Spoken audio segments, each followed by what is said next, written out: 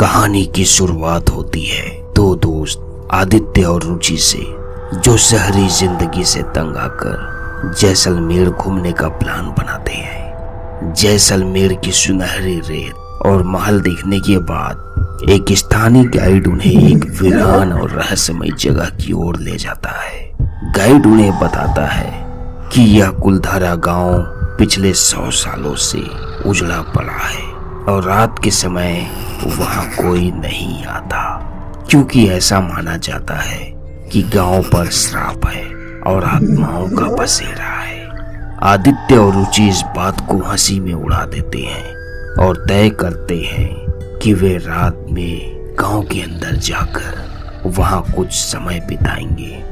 Guide उन्हें मना करता है, लेकिन वे नहीं मानते। रात होते ही आदित्य और रुचि गांव के अंदर पहुंचते हैं और देखते हैं कि गांव चारों ओर से वीरान और खामोश है। हवा में सरसराहट और गांव में अजीब आवाजें आने लगती है। अचानक रुचि चीख पड़ती है, उसकी धड़कनें तेज हो जाती है और वो बुरी तरह डर जाती है, क्योंकि रुचि को एक बूढ़ी औरत दिखाई देती है जो उसके एकदम करीब होती है। आदित्य दौड़कर रुचि के पास जाता है और कहता है, क्या हुआ तुम्हें? क्या तुमने कोई सपना देखा है? लेकिन रुचि का चेहरा बदल चुका था। उसकी आंखें लाल और चेहरा डरावना था और गुस्से में कहती है, तुम सब मरोगे। रुचि की बदली हुई आवाज सुनकर आदित्य डर जाता है। इसके बावजूद आदित्य रुचि को संभालने की कोशिश करता है, लेकिन वो अजीब तरह से बर्ताव करने लगती है और वह बार बार कहती है, मैं तुझे और तेरे दोस्त रुचि दोनों को मार दूंगी। ये सुनकर आदित्य डर जाता है।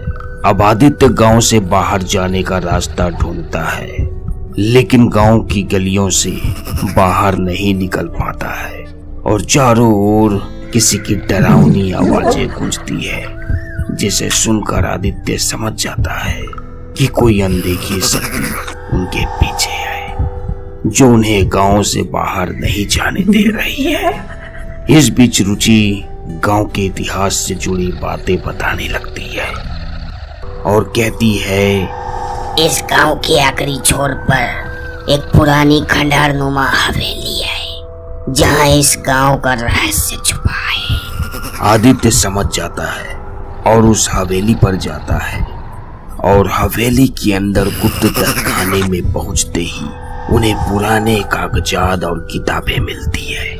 इन दस्तावेजों में लिखा होता है कि गांव के लोगों पर श्राप है। साथ ही इस तहखाने में एक पुरानी तस्वीर भी मिलती है, जिसमें उसी लड़की की तस्वीर होती है। तस्वीर देखकर आदित्य चौंक जाता है, क्योंकि उस तस्वीर की शक्ल हूबहू रुचि से मिलती है। तभी वहां अचानक किसी की रोने की आवाज आती है और हवेली के दरवाजे खुद ब खुद बंद हो जाते हैं। गांव के बाहर जाने की हर कोशिश विफल हो जाती है। आदित्य समझ जाता है कि वो फंस चुका है। तभी रुचि का शरीर पूरी तरह आत्माओं के कब्जे में आ चुका होता है और कहती है, आज से 100 साल पहले पालीवाल ब्राह्मणों का कुलधारा गांव किस तरह समृद्ध था और किस तरह दीवान साले सिंह के अत्याचारों ने इसे नष्ट कर दिया। श्राप की सच्चाई यह थी कि पालीवाल ब्राह्मणों ने गांव छोड़ने से पहले एक खास अनुष्ठान किया था, ताकि दीवान की आत्मा कभी भी चैन से न रह सके। आदित्य को हवेली के तहखाने में दीवान साले सिंह की कब्र मिलती है। तभी आदित्य अपने आप से बातें करता है और कहता है, अगर मुझे यहाँ से बचना है तो इस श्राप को तोड़ने का उपाय खोजना होगा। लेकिन हर कदम पर वहां आत्माओं का विरोध झेलना पड़ता है। आदित्य कब्र खोलने के लिए तैयारी कर रहे होते हैं, तभी दीवान की आत्मा खुद प्रकट होती है और गांव की सारी आत्माएं जाग जाती है। और हर तरफ से उन्हें घेर लेती है। रुचि अब पूरी तरह आत्माओं के नियंत्रण में होती है, लेकिन तभी उसे अपनी असली पहचान याद आती है।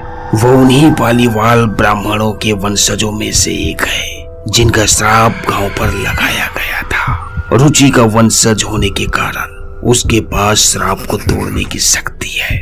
वह पुराने किताबों में दिए गए अनुष्ठान को पूरा करती है, जिससे गांव की आत्माओं को मुक्ति मिलती है और आदित्य दीवान साले सिंह की अस्थियों को सही तरीके से दफन करता है, जिससे श्राप हमेशा के लिए समाप्त हो जाता है और सब कुछ शांत हो जाता है।